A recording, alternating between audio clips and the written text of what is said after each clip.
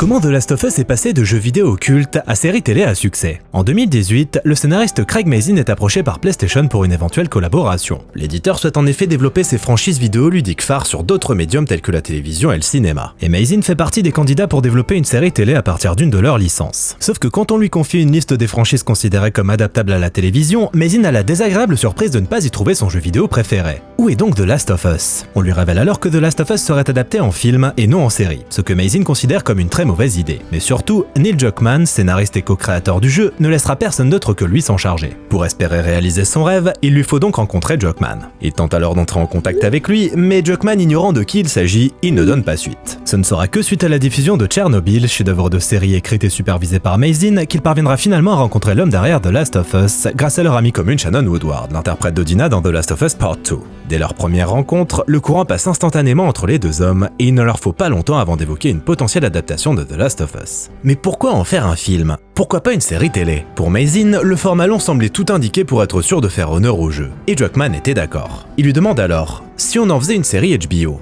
comment ça se passerait? C'est simple, lui répond Mazin, on traverse la rue et on leur dit que je veux que ce soit mon prochain projet. Et aussitôt dit, aussitôt fait.